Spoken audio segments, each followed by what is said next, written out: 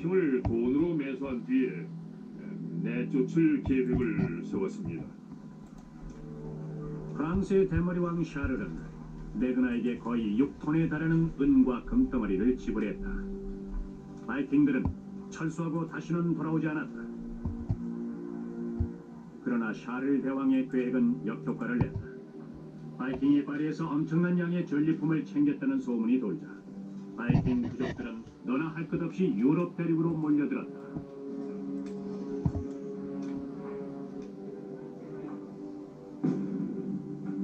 서기 790년부터 1100년까지 바이킹들은 유럽의 거의 모든 수로를 따라 유럽의 중심부까지 깊숙이 파고들었다. 바이킹들에게도 새로운 세계가 기다리고 있었다. 노르웨이계의 바이킹들이 바이킹의 역사를 가장 화려하게 장식했다. 두려움을 모르는 그들은 아이슬란드와 그린란드를 식민지로 개척했다. 두 명의 전설적인 노르웨이계 바이킹인 붉은 털 에릭과 그의 아들 레이프 에릭슨이 그린란드 식민지 개척에 앞장섰다.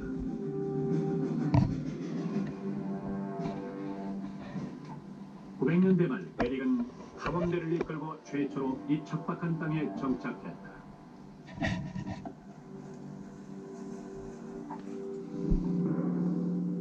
에릭은 잔인한 살인을 저지른 대가로 3년 동안 아이슬란드에서 추방됐다. 그는 서쪽으로 항해해서 그린란드 동쪽 해안에 도착했다. 에릭은 자신이 발견한 신천지를 선전하기 시작했어요. 거주지라야 해안 부근에 있는 약간의 땅뿐이었죠. 에릭은 사람들에게 그린란드를 발견했는데 땅이 온통 초록색이라고 선전을 했습니다. 몇몇 사람들은 에릭의 말만 믿고 왔다가 다시 고향으로 되돌아갔지만 강인하고 개척 정신이 강한 대다수 바이킹들은 그곳에 남아 매우 힘든 생활을 시작했죠. 경작지가 거의 없었으니까요. 고기잡이를 해서 먹고 살 수는 있었지만 기본적으로 굉장히 살기 힘든 곳이었습니다. 붉은 털 에릭이 통치하는 동안 노르웨이 바이킹들은 이 척박한 땅에서 근근히 살았다. 그들은 고향에서와 마찬가지로 알팅이라고 하는 일종의 주민회의를 통해서 입법과 사법 문제를 해결했다. 자유민들에겐 알팅에서 자신을 변호하거나 공동체의 문제를 해결할 수 있는 권한이 있었다. 점차 에릭의 아들 레이프 에릭슨이 영향력을 행사하기 시작했다. 레이프도 아버지와 마찬가지로 탐험을 동경했다.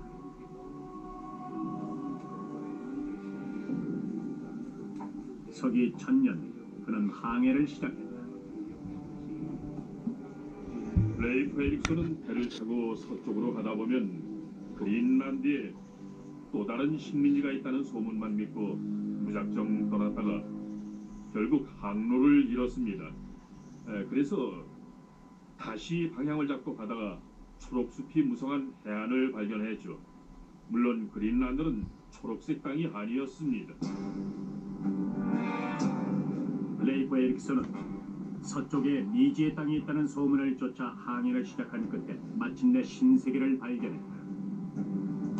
지금까지도 뉴펀드랜드입니다. 논란의 대상이 되고 있지만 개인적으로 전 서기 1000년을 전후해서 바이킹이 아메리카 대륙을 발견했다고 믿습니다. 방사성 탄소 연대 측정법으로 연대를 측정해 보면 레이프 에릭슨이 서기 1000년을 전후해서 분명히 뉴펀들랜드에 도달했다는 것을 증명할 수 있습니다. 당시 에릭슨의 지휘 아래 바이킹들은 최소한 뉴펀들랜드나 그보다 더 남쪽 지역으로까지 내려갔습니다. 그린란드인들이 이곳에 정착하려는 시도는 실패로 돌아갔다. 뉴펀들랜드 식민지는 겨우 10년 정도 지속된 것으로 추정된다. 그러나 콜럼버스가 신세계를 찾아 떠나기 500년 전에 이미 바이킹들은 동반구와 서반구를 오갔다. 뉴펀들랜드에서 겨울을 난 후 그린란드로 돌아간 레이프 에릭슨은 식민지 개척자들에게 새로운 것을 소개했다. 그들은 배를 만들 때 사용하던 연장으로 새로운 종교를 상징하는 십자가를 만들었다. 그들은 기독교에 귀의하기로 했습니다. 에릭슨이 노르웨이에 갔을 때 왕은 특별히 그에게 그린란드 식민지에 기독교를 전파하고 신신당부했죠. 그는 왕의 명령을 충실히 이행했습니다. 점차 바이킹의 영향력이 커지고 바이킹의 식민지 규모가 커지자 바이킹 지도자들은 기독교를 통해서 바이킹 사회를 통일시키고 궁극적으로 식민 지배를 강화할 계획이었다.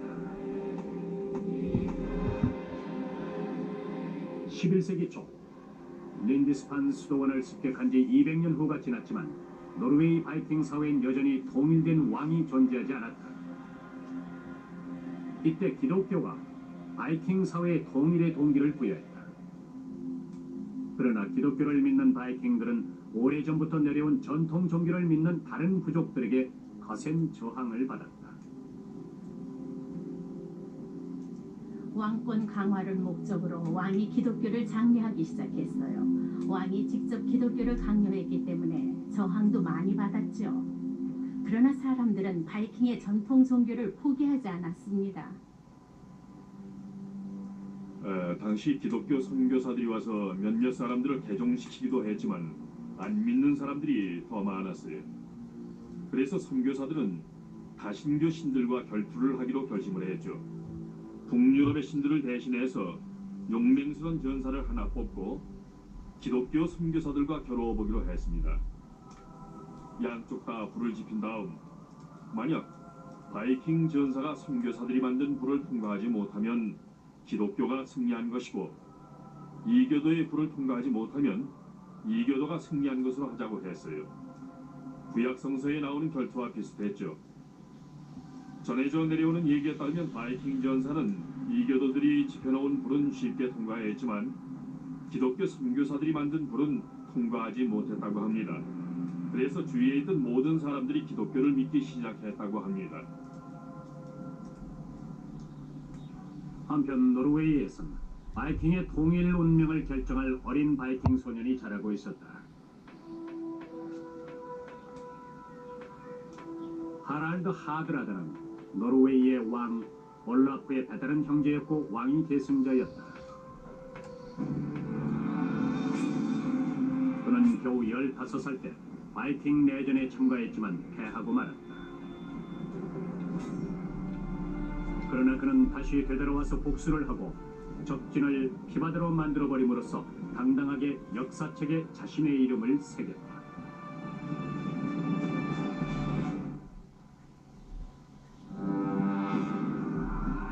바이킹들은 지독한 전염병처럼 유럽 세계를 파고들었다.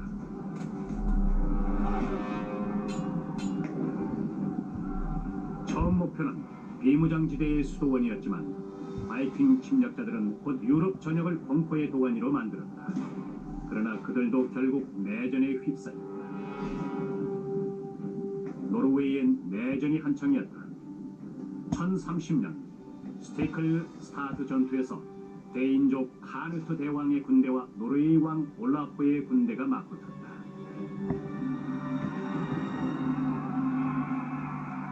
내전으로 피폐된 노르웨이에서 한 젊은 전사가 점차 세력을 얻기 시작했다. 그의 이름은 하랄드 하드라다. 올라프 왕의 배다른 동생이자 왕위 계승자였다.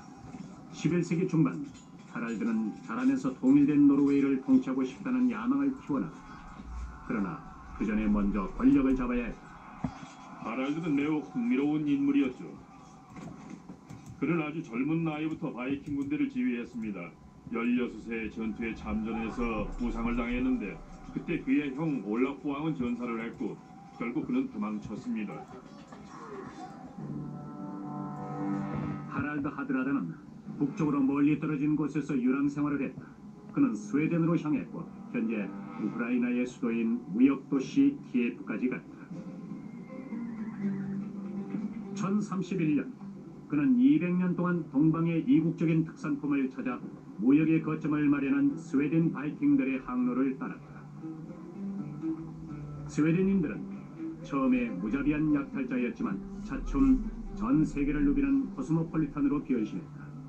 키예프는 노르웨이 세계와 동방의 더 넓은 세계를 연결하는 길목에 자리 잡고 있었고 하랄드는 그 점을 주목했다. 당시 키예프에서 사용된 동전을 살펴보면 전 세계 동전이 다 모여 있었습니다. 동방의 유적지에서 가져온 부처의 동상까지 찾을 수 있었지요. 전 세계의 상품이 한 자리에 모여 전 세계 사람들을 이어주는 역할을 했습니다. 키예프는 전 세계의 상품과 문화가 교차하는 곳이었다. 하랄드는 약탈품을 팔 수 있는 시장 없이는 그의 힘이 제한적일 수밖에 없다는 사실을 잘 알고 있었다. 바이킹들은 수백 년 동안 무역을 통해서 먹고 살았습니다. 그들이 수도원을 습격해서 은그릇과 책들을 약탈했을 때 전리품을 그대로 들고 고향으로 갈 수는 없었습니다. 어딘가로 가서 유용한 물건과 바꿔야 했지요. 그러나 약탈품을 다른 물건으로 교환하는 것은 극히 일부분에 지나지 않았다. 노예 상인이었던 바이킹들은 약탈할 때 잡아들인 사람들을 노예로 팔았다. 당시 여자들의 출산 사망률이 굉장히 높았습니다. 그래서 어디든지 여자들이 항상 모자랐죠. 바이킹들은 여자들을 잡아들여서 강간하고 수용소에 가둬두었다가 노예로 팔았습니다. 키예프에서 많은 것을 배웠지만 겨우 시장을 찾기 위해서 이렇게 먼 곳까지 온 것은 아니었다. 하랄드의 몸속에 바이킹의 피가 흐르고 있었다. 그는 바이킹 전사로서 점차 왕이 되는 법을 배웠다.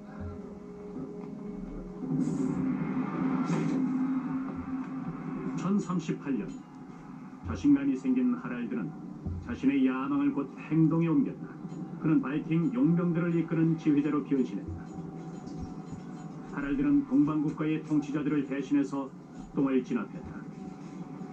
노르웨이로 되돌아가서 왕위를 차지하는 데 드는 자금을 마련하기 위해서였다. 시칠리아에서 하랄드는 자신의 용병술을 유감없이 보여주었다. 하랄드 용병술의 특징은 용맹성이 아니라 교활함이었습니다. 이것은 곧 바이킹의 특징이기도 하죠. 그들은 사람들을 직접 공격하지 않고 상대의 허를 찌르는 방법을 선호했죠. 하랄드의 주요 전술을 살펴보면 일단 도시를 포위하고 난 후 부하들에게 작은 새를 여러 마리 잡아오라고 해서 새의 등에다 불이 붙은 작은 나뭇가지를 붙여서 날려보내죠. 새가 신에 있는 자기 둥지로 날아가면은 온 도시가 불길에 휩싸여 있는데 바로 그 혼란한 틈을 타서 도시를 점령했습니다. 13세기 아이슬란드의 역사학자 스노리 스톨로스는 하랄드 왕의 사가에서 시칠리아 정복에 관한 기록을 남겼다. 모든 사람들이 뛰쳐나와 살려달라고 외쳤다. 그들은 며칠 전까지만 해도 군인과 군 지휘자들에게 욕설을 퍼붓던 사람들이었다. 하랄드는 자비를 구하는 모든 사람들의 목숨을 살려주고 도시를 점령했다. 15년 동안 부와 명성을 축적한 하랄드는 왕위를 찬탈하기 위해서 마침내 분쟁으로 얼룩진 고향 땅으로 되돌아갔다.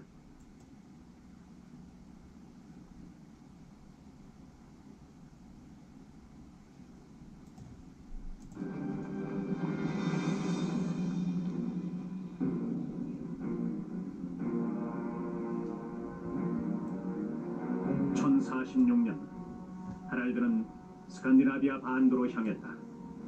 그는 그동안 많은 재산을 축적했고 왕이 되려는 야망을 버리지 않았다. 노르웨이의 왕위 계승자로서 하랄드는 때를 기다렸다.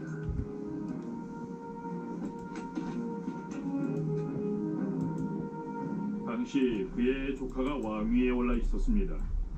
따라서 왕권을 차지하기 위해서는 어떻게 해서든 거래를 해야 했죠. 하랄드는 정치적으로도 아주 교활한 자였습니다. 그는 조카에게 공동 통치를 제안했고 1년 후에 조카가 죽었습니다. 하랄드가 조카를 죽였다고 단정할 수는 없지만 당시 하랄드는 그런 비난을 면치 못했습니다. 하랄드도 그 점을 부정하지 않았어요. 어쨌든 그는 노르웨이의 왕이 됐습니다. 노르웨이의 왕이 된 하랄드는 왕권을 강하기 시작했다. 1047년 그는 자신에게 저항하는 반대 세력들을 모두 제거했다. 그는 수단과 방법을 가리지 않고 자신에게 대항하는 모든 자들을 가차없이 처단했다.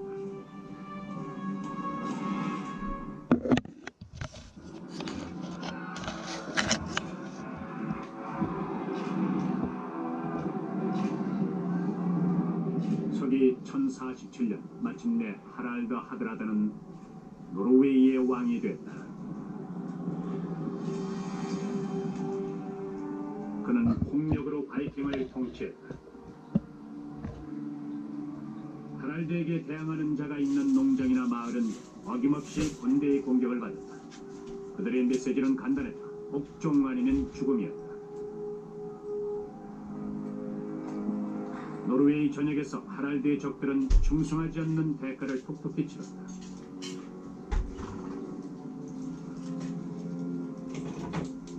하랄드 왕의 사가에서 그는 멈출 줄 모르는 자신의 잔인성을 찬양했다.